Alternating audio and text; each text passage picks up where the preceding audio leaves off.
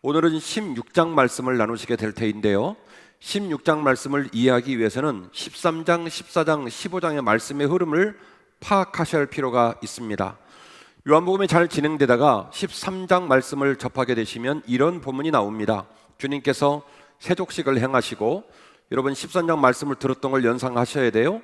세족식을 행하시고 그리고 예수님이 사역의 마지막을 예견을 하시는데 놀랍게도 성만찬 제정사가 등장되고 있지 않다. 그래서 혹자들은 이것이 편집하는 과정의 실수냐 혹은 의도적으로 누락시킨 거냐 여러 가지 말이 많지만, 한빛교회 담임 목사 입장에서는 마태, 마가, 누가복음이 기록하고 있는 공간복음의 성만찬 사건을 기인지사안으로 내포하고 있고 기인지사안으로 장착을 시킨 상태에서 성만찬 제정사와 세족식에 담겨져 있는 주님의 메시지를 더 강조하느라 13장이 그렇게 구성되어 있다 말씀을 나눈 것을 기억을 하실 줄로 믿습니다. 그리고 14장을 넘어가면 이제 실제로 헤어지게 된 사건들을 말씀을 하시고, 그리고 15장에 들어가면 그 유명한 나는 포도나무이고 너희는 가지이다, 너희들이 내게 붙어 있어야 과실을 맺힐 수 있다, 이 얘기가 나오거든요. 자, 그러면 16장은 어떤 얘기가 나와야 정상일까요? 13장에 세족식하고 성만찬 제정사까지 대응되는 부분들을 얘기를 하시고, 14장에 진짜 헤어질 얘기를 하셨고, 그리고 15장에서는 내가 포도나무고 너희가 가지다 라고 얘기가 되면 16장이 어떻게 얘기가 돼야 할까요? 아마 13장, 14장에 했던 얘기를 취소를 하신다든지 그래야 수습이 될 겁니다. 붙어 있으라고 얘기를 한 거니까. 그런데 16장에서는 진짜로 이제 주님께서 내가 너희들하고 헤어져야 된다 라고 하는 이야기가 나오는 겁니다. 그렇다고 한다면 13장, 14장, 15장, 16장의 이 넉 장의 메시지의 흐름 가운데서 내가 너희들하고 헤어짐에도 불구하고 여전히 나는 포도나무고 너희들은 가지니까 붙어 있어야 된다는 말이 우리가 쉽게 알아들을 수 없는 말이겠구나라는 것을 눈치를 채실 겁니다. 맞지요?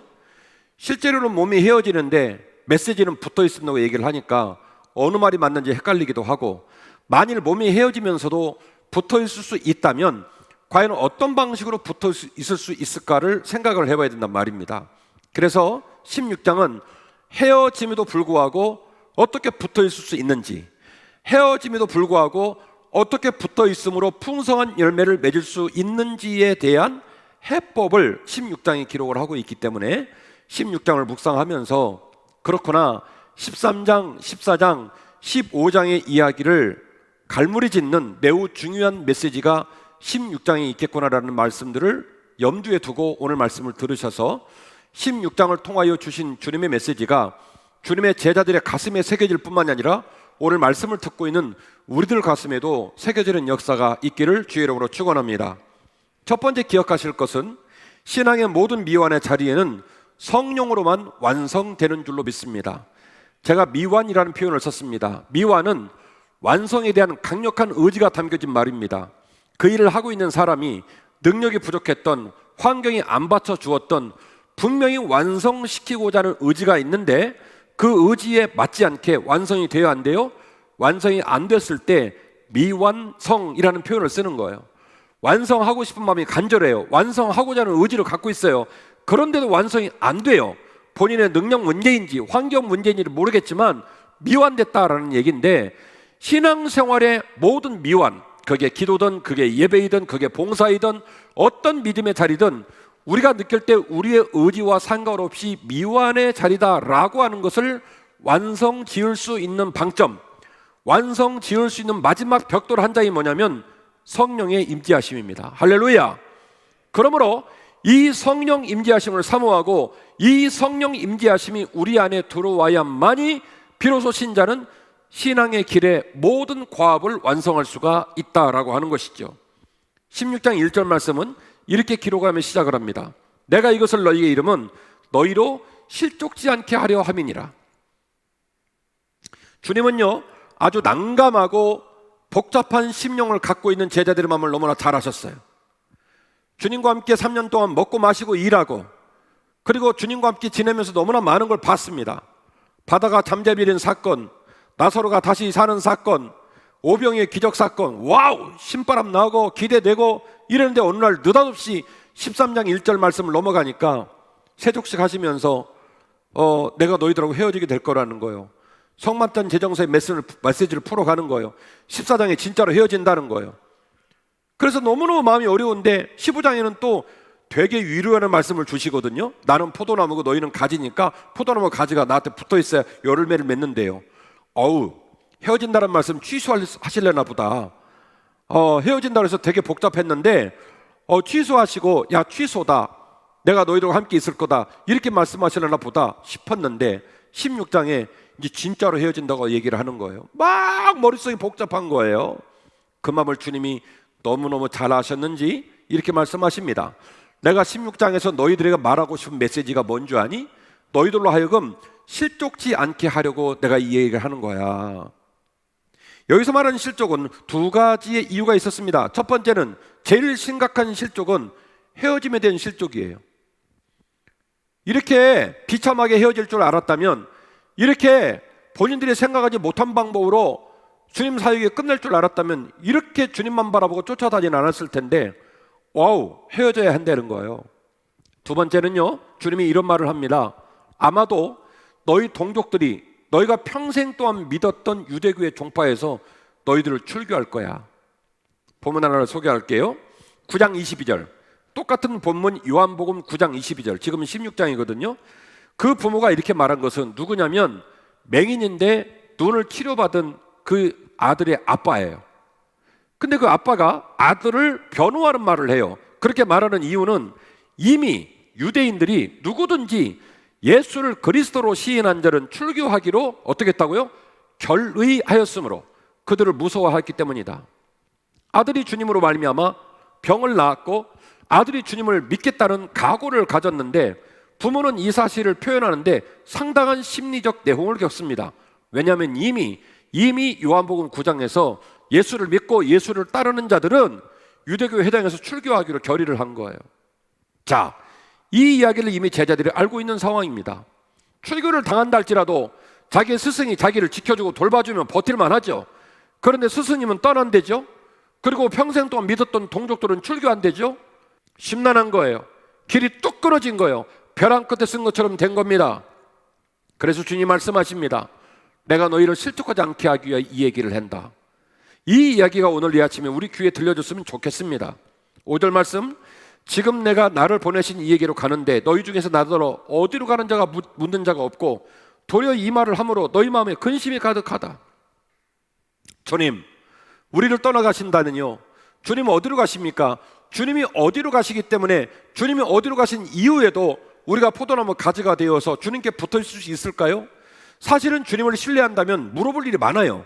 어디로 가시는지, 언제 가시는지, 주님이 가시고 난 이후에도 우리는 어떻게 포도나무와 포도나무 가지로 붙어 있을 수 있을런지 물어봐야 되는데 그걸 묻는 자가 있다 없다? 아무도 묻는 자가 없다는 거예요. 그리고 뭐만 하냐면 슬퍼하고 근심하고 걱정만 하고 있다는 겁니다. 그래서 주님이 이 모든 환난과 이 모든 낙담함을 해결할 수 있는 방책을 제시하는 거예요. 그 방책이 뭐냐면 오직 성령을 받으라. 오직 성령을 받으라. 오직 성령을 받으라. 주님이 내주신 처방전입니다. 요한복음 16장 7절, 그러나 내가 너희에게 실상을 말하노니 내가 떠나가는 것이 너희에게 유익이라. 내가 떠나가지 아니하면 보혜사가 너희에게로 오시지 아니할 것이요 가면 내가 그를 너희에게로 보내게 될 것이다. 이 말은 무슨 얘기입니까? 나하고 헤어지는 것, 내가 가는 것 걱정스러운 일이다, 섭섭한 일이다, 안타까운 일이다만은 내가 가는 것이 너희들한테 훨씬 유익하다. 내가 가야 성령이 너희에게 오시기 때문이다. 할렐루야. 그 성령이 오셔서 이런 일을 하신대요. 그가 와서 죄에 관하여, 의에 관하여, 심판에 관하여 세상을 책망할 것이다. 몇 가지 나왔습니까? 3가지가 나왔습니다.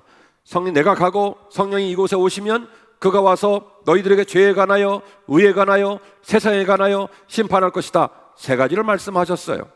첫 번째, 죄에 관해서는 주를 믿지 않았던 불신을 드러나게 하신다는 거예요. 누가요? 성령이.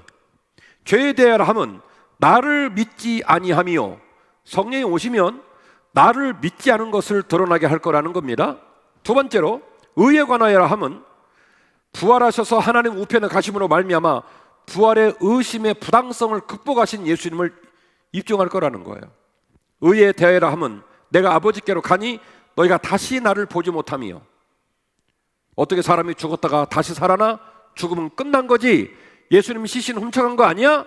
이렇게 얘기를 하고 막 방황하고 있는 이들에게 성령 하나님이 오시면 부활을 의심했던 자들에게 주님은 돌아가셨고 주님은 부활하셔서 하나님 우편에 앉아 계시다는 사실을 명백하게 증언하게 될 것이고, 마지막 세 번째, 심판에 관하여서는 성령 안에 있는 교회의 가치와 활동을 통해 의가 드러나고 어둠의 심판을 당하는 것을 말합니다. 본문을 읽어드리면 이렇습니다.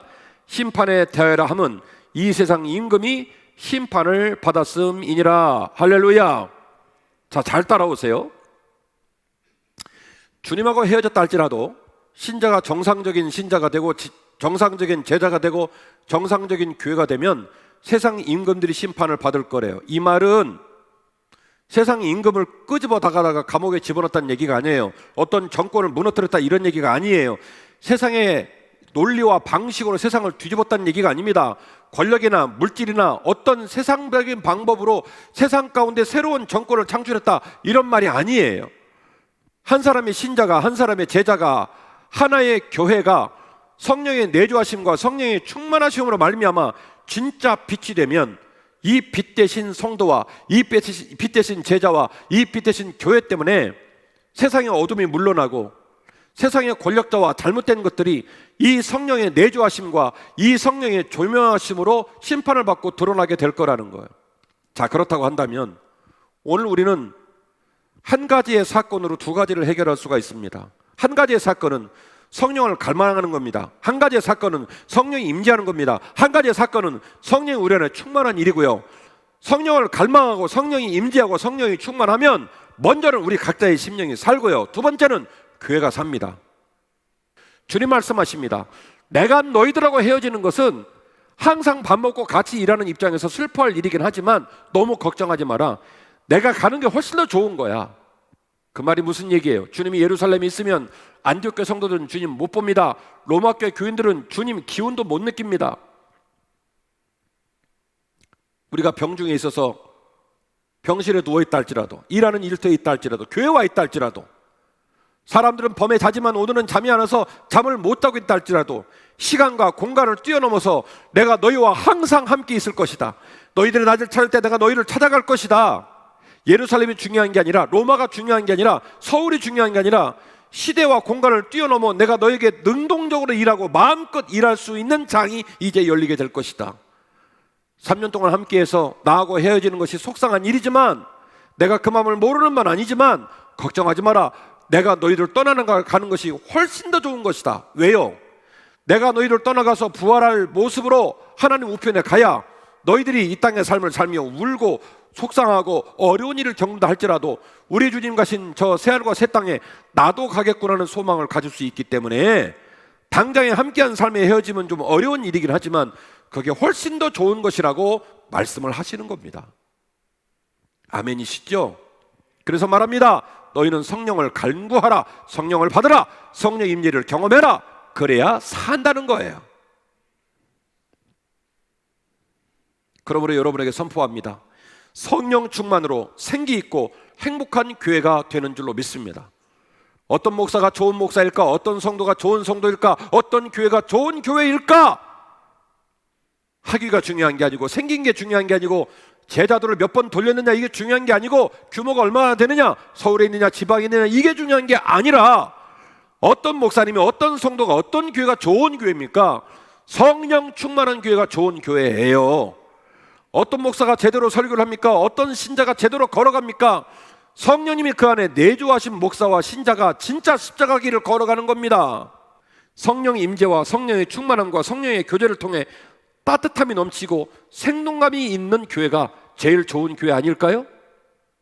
학벌이 중요한 게 아니라, 재물이 중요한 게 아니라, 세상적인 잘남이 중요한 게 아니라 여러분 안에 성령 충만함이 반드시 있어야 하는 겁니다. 아멘이시죠? 이제 우리는 무엇인가 대답을 해야 될 복판에 서 있어요. 나는 진짜 신자인가? 나는 세상은 답을 모르고 버티고 그냥 마냥 달리고 있는데 나는 답을 갖고 있는 신자인가 생각해 봐야 돼요.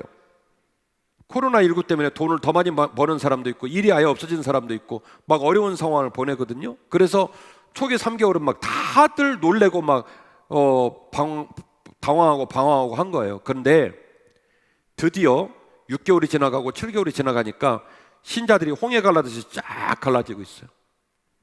어쨌든 믿음을 가진 사람, 어쨌든 하나님을 사랑하는 사람, 어쨌든 내가 출석하는 교회가 나의 교회라고 고백을 하는 사람들은 내가 이러고 있으면 안 되겠다, 정신을 바짝 차려야 되겠다. 그래서 믿음으로 보기 시작하고 믿음으로 뚫어내려고 작정을 하고 믿음으로 코로나를 말하기 시작했어요. 그리고 이와 같은 정체성을 확보하지 못한 신자는 그야말로 코로나 때문에도 죽을 맛인데 믿음이 사라져버리고 원래 믿음이 있었던 상황이 아니기 때문에 없던 믿음을 어떻게 있다고 말을 하겠습니까? 그러다 보니까 교회도 의미가 없고 예배도 의미가 없고 그래서 막 방황을 하는 일이 벌어지는 거예요. 나는 어떤 믿음의 사람일까? 나는 과연 하나님 앞에서 내 믿음의 동료들 앞에서 어떤 믿음의 사람이었을까를 생각해 보셨으면 좋겠습니다. 잘 아시다시피 요한복음 16장 이전까지의 주님에게는 12제자가 있었고 12제자뿐만이 아니라 오병이어 기적사건을 기억하시죠? 그 먼 길까지 수많은 사람이 따라와 가지고 밥을 못 먹을 정도로 마을에 떨어진 곳까지도 주저함 없이 따라온 무리들이 있었어요. 제 말 이해하세요? 세상에 발을 놓고 예수님의 발을 놨다면 그렇게 따라옵니까? 못 따라옵니까? 못 따라오죠. 어느 경계를 넘으면 집으로 돌아갈 겁니다.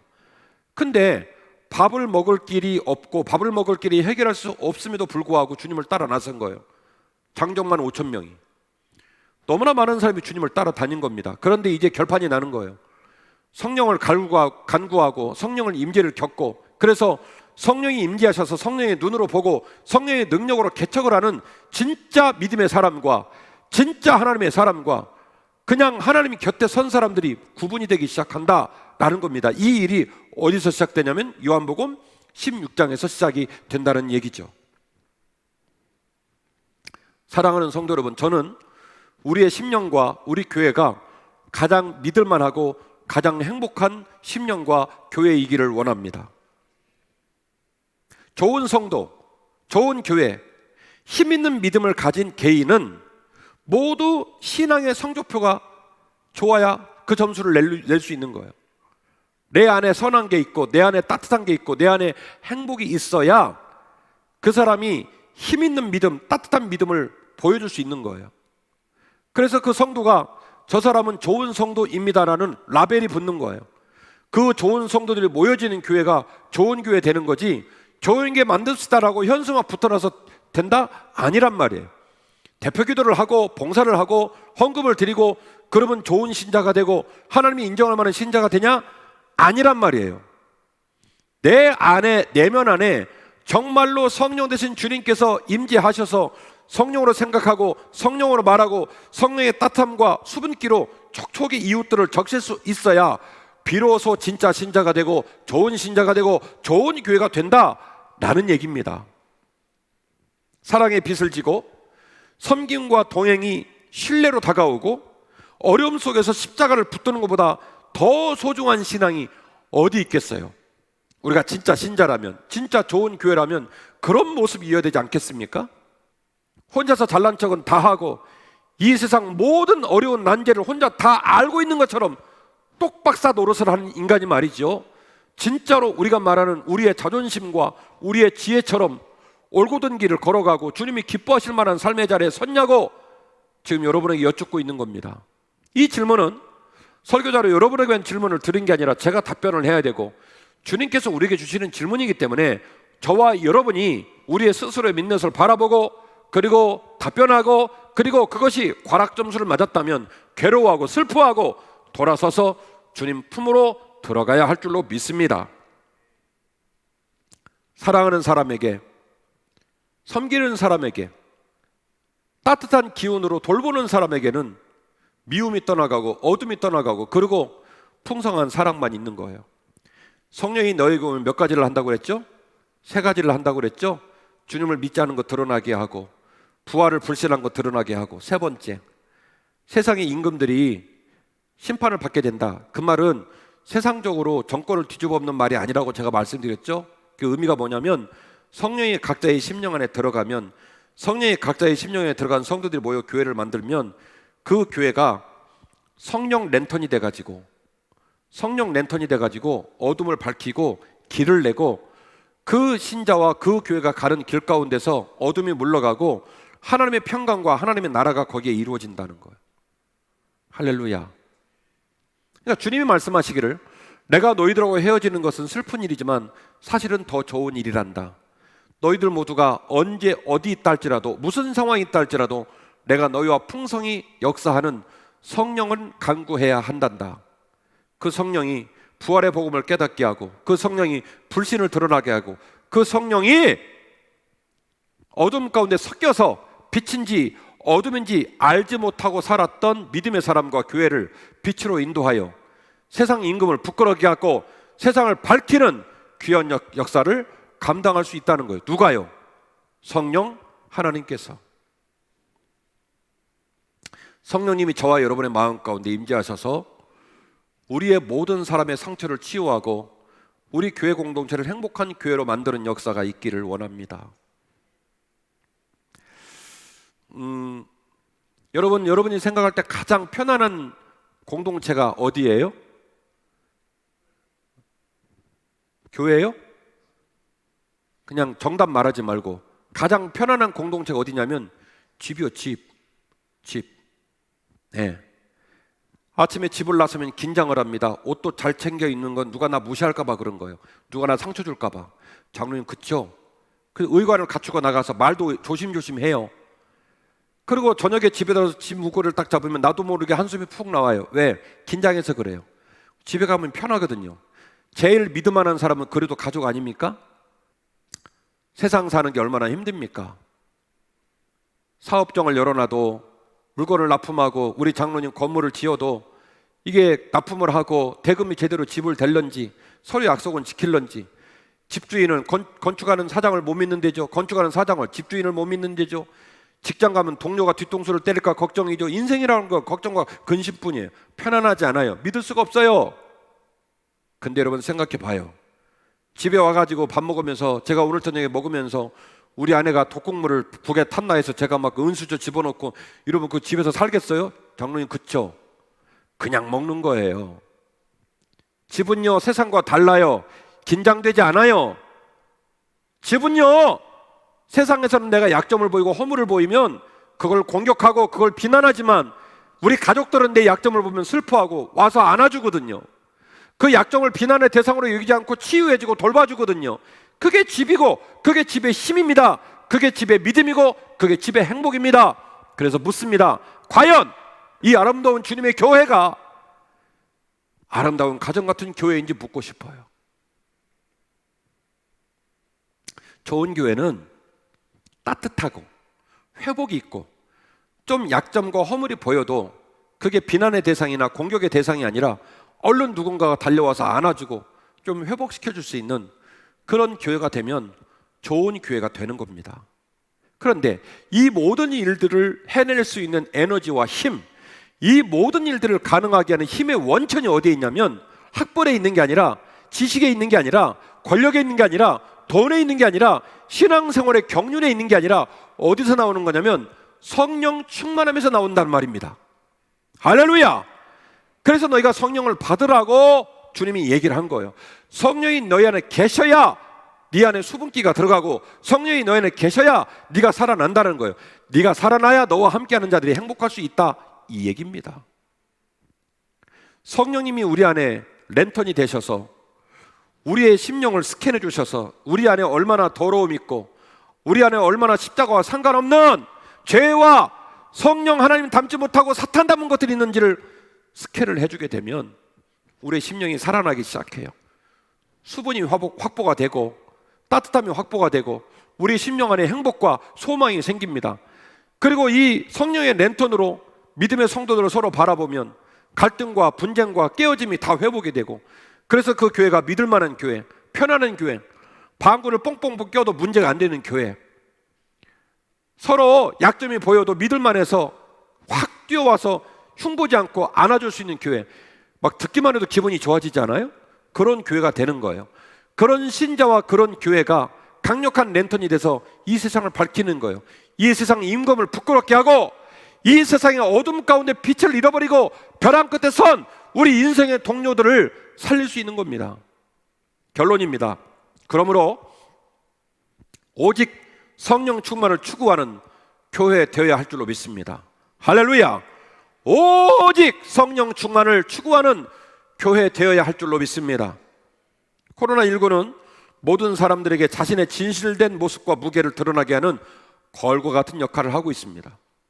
많은 종교 지도자들, 교회 지도자들은 이런 말을 합니다. 코로나19 때문에 최소 25%, 많으면 40% 교인들을 잃어버릴 거래요. 교인들이 세상으로 빠져나가거나 주저앉을 거랍니다. 그래서 그런 상황을 염두에 두고 목사님들이 울고 있고 기도하고 있습니다. 그런데 놀라운 사실은 그런 염려와 근심을 하고 있음에도 불구하고 많은 목사님과 교회 관계자들이 그것에 관하여 슬퍼하지만은 않아요. 왜 그러느냐? 한 번은 넘겨야 되고 한 번은 성숙해져야 되는 교회의 과제를 뜻밖의 코로나19가 강제적으로 그 숙제를 치르게 하고 있다는 얘기입니다. 무슨 얘기인가 싶죠? 죄송합니다만 한국 교회는 예수를 믿는 사람과 예수를 믿지 않는 사람이 그냥 막 섞여서 신앙생활을 해왔어요. 뼈 때리는 얘기지만 사실이에요. 죄송합니다만 한국 교회는 교회에 와서 예수의 영광을 드높이고 예수의 마음으로 하나가 되기보다는 자기 자존심 내세우고 자기 세상적인 권위 내세우고 예수가 주인이기보다는 내가 주인 되어 신앙생활을 하는 성도가 많았다는 거예요. 그러니까 교회가 힘을 잃어버리고 규모는 커졌지만 숫자는 많지만 영성이나 세상을 밝히는 역할에 대해서 너무너무 가볍고 힘을 잃어버린 모습이 되었다는 거죠. 이게 문제라고 학자들이 얘기하고 이게 문제라고 목사님들 강대상에서 말을 한들 사자 위에 올라 갈기를 잡고 있는 사람이 다시는 못 내리는 것처럼 멈출 수가 없는 관성이 생겼다는 거죠. 한국 교회 가운데. 그런데 졸지에 본의 아니게 코로나19라는 절벽을 만나가지고 호랑이 되기 원하던 사람이 이제 내려올 수 있는 시간을 맞이한 거예요. 그래서 한국 교회가 이제 지금 본의 아니게 청소가 되고 있다는 거예요. 신자는 남고 신자가 아닌 사람은 교회를 못 다니는 거예요. 어쨌든 믿음이 연약하더라도 믿음을 가진 사람은 자기 믿음을 붙들고 이겨내려고 할 것이고 믿음이 없는 사람은 교회에 머물러 있을 이유를 못 느끼는 거예요. 말씀이 감사하고 말씀을 기대하여 두근거리는 마음으로 교회를 나오지 않고 영업을 하러 왔다든지 사람하고 만나는 만남이 좋아서라든지 혹은 오랜 세월 동안 그 교회에 머물렀다는 문화적 관습 때문에 교회를 나온 사람들은 이 언택트 상황이 되다 보니까 더 이상 교회를 버티고 있을 이유가 없다는 거예요. 여러분, 너무나 많은 신자들이 목사에게 의지하고 너무나 많은 사람이 사람에게 의지하고 너무나 많은 사람이 환경에 끌려가면 신앙생활을 해오지 않았습니까? 너무나 지나친 태도로 장로님, 권사님, 셀장, 교구장들에게 내 신앙의 모든 걸 위임하고 질질질 끌려가며 소극적으로 신앙생활하는 경향이 너무 많았다는 거예요. 환경의 분위기 속에서 함몰되어 그냥 물인지 술인지 구분이 안 되는 모습으로 신앙생활을 해오는 모습이 많았다는 거예요. 코로나19를 겪어내면서 그 모든 사람들의 자리가 거울로 재조명되고 있는 거예요. 나한테 믿음이 있었는지 없었는지. 그러므로 저는 우리 목사님들과 교회 관계자들이 말했던 그 걱정스러운 얘기가 우리 교회 가운데서는 감사와 자존심의 고백으로 결론 날 수 있기를 기대합니다. 성도답게 교회답게 올곧이 서기를 우리 모두가 하나님이 기뻐하시는 거룩한 교회로 우뚝 세워질 수 있기를 원합니다. 이 일을 이룰 수 있는 유일한 노하우와 방책은 뭐냐면 성령은 간구하는 거예요. 성령께서 우리 안에 임재하시고 내주하셔서 우리를 이끌어가는 거예요. 그래서 오늘 말씀 제목은 성령의 조명을 받으라는 말씀 제목입니다. 성령 하나님이 우리의 마음가운데 랜턴이 되셔서 항상 우리의 심령을 엑스레이로 MRI로 이렇게 스캔을 해서 우리 안에는 불순물과 죄성들 잘못된 것들을 다 드러나게 하시고 그리고 내가 나아야 할 길을 성령이 조명을 해서 갈 길을 보여주는 거예요. 얘야 거기는 절벽이란다 가지 말거라 이쪽으로 가야 돼 보여주는 거예요. 그래서 오늘 말씀 제목이 성령의 조명을 받으라는 제목입니다. 참된 성도, 참된 목사, 참된 교회가 어떻게 될 수 있을까?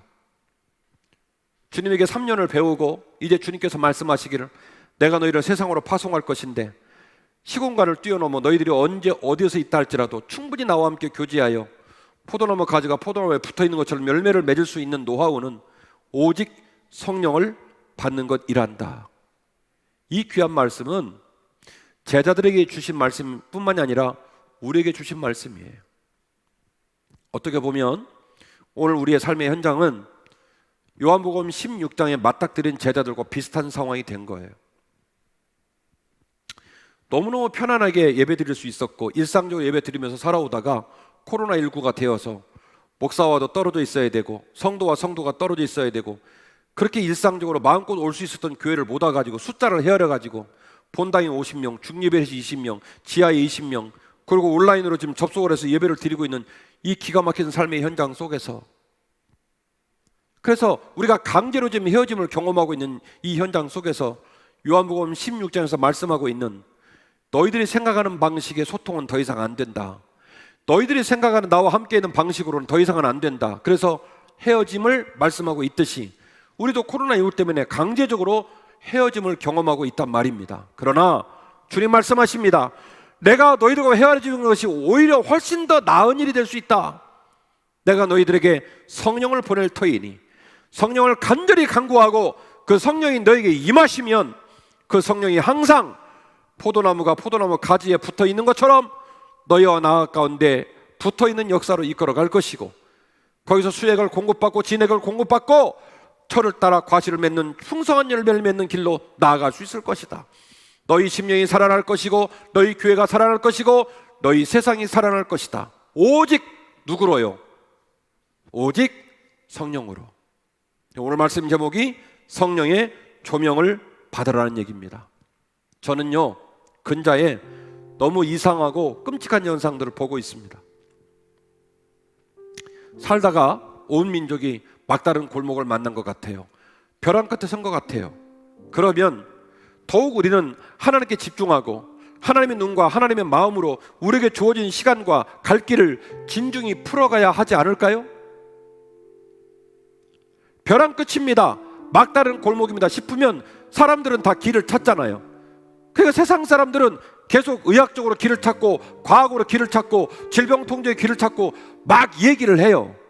그러면 제가 여러분에게 여쭙는 거예요. 제가 너무 이상하고 끔찍한 건 뭐냐면 믿음의 사람들, 다수의 목사님과 장로님과 믿음의 사람들이 이상한 언어를 내고 있고 너무 이상한 것에 집착한다는 거예요. 정부가 이렇다, 언론이 이렇다, 세상이 이렇다. 우리가 말하지 않아도 세상 사람들이 너무 많이 하고 있어요. 지금 유튜브를 통해 이야기하고 있고 날마다 뉴스에 나오고 있고 맞아요 안 맞아요? 지금 우리가 눈으로 보는 것들에 관하여 여러 가지 관측을 내는 것은 우리가 말 안 해도 세상 사람들이 신나게 하고 있어요. 그러면 세상 사람들이 못 듣는 이야기, 세상 사람이 생각하지 못하는 이야기를 우리가 해야죠. 맞잖아요. 자존심은 가져야 되죠. 우리가 누군지는 고백을 해야 되죠. 막다른 골목에 섰습니다. 벼랑 끝에 섰습니다. 그럼 우리는 누구 찾아야 돼요? 당연히 하나님 찾아야 되죠. 하나님 방법이 뭔지, 하나님의 생각이 뭔지, 하나님께서 우리를 멈추라고 한 건지 아니면 가야 되는데 세상 사람의 잘못으로 멈춘 건지 하나님으로부터 얘기를 듣고 하나님으로부터 인도를 받고 하나님이 일하시는 것을 목도하는 것이 신앙생활 아니겠습니까? 근데 너무 이상한 거예요. 교회가, 믿음의 리더들이 너무 세상 사람들 말에 끌려가고 너무 세상 사람들 말에 섞이고 너무나 많은 만남들을 세상 사람들 이야기를 전달하는 시간을 다 보내는 거예요. 아니요. 믿음의 사람은 믿음의 언어를 가져야 되는 거예요. 믿음의 사람은 믿음의 시각을 가져야 되는 거예요. 믿음의 사람은 그것이 막다른 골목이라면, 벼랑 끝이라면 하나님께서는 어떤 해법을 내실런지 고민하고 하나님께 여쭈어 봐야 되는 것이 진짜 믿음의 사람의 정중한 태도입니다. 맞죠 여러분? 더 기도하고 더 하나님 방식을 고려해야 합니다. 이게 믿음의 사람의 정상적인 반응입니다. 혹시 복잡하고 어려운 일을 눈앞에 보고 있을수록 하나님의 도움을 더 간절히 붙들어야 됩니다.